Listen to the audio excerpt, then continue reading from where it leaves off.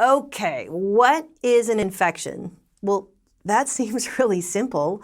Most of us know what an infection is, but I want to break it down because as a nurse, you really want to understand the impact of an infection, what signs and symptoms to look for, and what we do to try to treat it.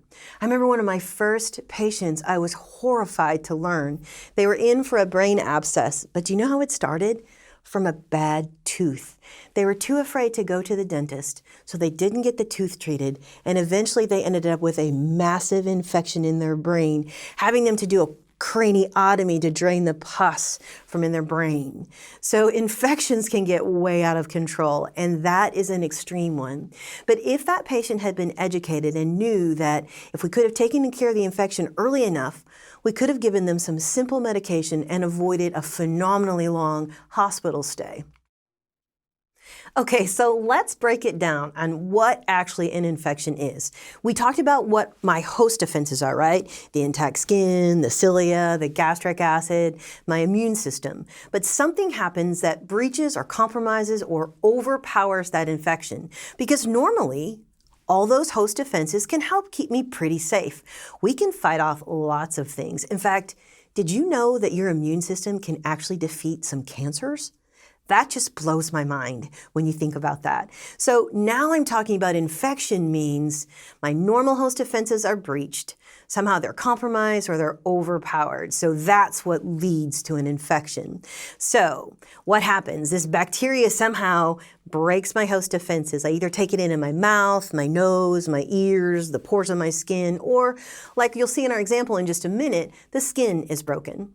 Okay, so then the bacteria start to grow and to multiply in the body tissues. That is so creepy, isn't it? Sounds like something from a movie. So first of all, normal defenses are breached, compromised, or overwhelmed. That bacteria get into my body, and then they start to multiply in my body tissues. Then the defense system just can't handle it. It becomes overwhelmed. Now, the reason may be that I'm immunocompromised. People that are on certain chemotherapy drugs for cancer are definitely immunocompromised. People who are taking corticosteroids, that suppresses inflammation, they can be immunocompromised depending on how large the dose is and how long they've been on it. Other people just have some immune system problems. So anyone who is immunocompromised is especially at risk to develop an infection. Okay, so we've talked about somehow the normal host defenses are breached, the bugs get in your body, and then you become overwhelmed. So take a look at this picture that we have for you there. Look, you've got someone who's skinned their knee, which I know doesn't seem like a traumatic injury, but remember what a big deal it was when you were a little kid. This is showing you what a normal immune response is. So in the first, you see that there's some type of break in the skin. Now, that could be anything. A paper cut, a skin knee, you cut your finger when you're making dinner. Anything where the skin is punctured. What happens then is that's the point of entry for the bacteria. So the invader, we've got this really ugly, nasty bacteria, invades or enters your system through that break in the skin. So that's why you want to be careful whenever you have a patient who has any type of puncture, whether we're giving them an injection, we're doing a finger stick, they have a surgery or a procedure that breaks the skin, they're at an increased risk for infection. So we've given the welcome home sign to the bacteria, right? There's a break in the skin, the bacteria enter, and they invade the body through that cut. Now the immune cells are hanging out in our system, and they've started to gather once they see that bacteria because the antibodies have marked them for destruction. The immune cells know who to charge after, and they begin to destroy and digest that nasty bacterial invader in its antigens.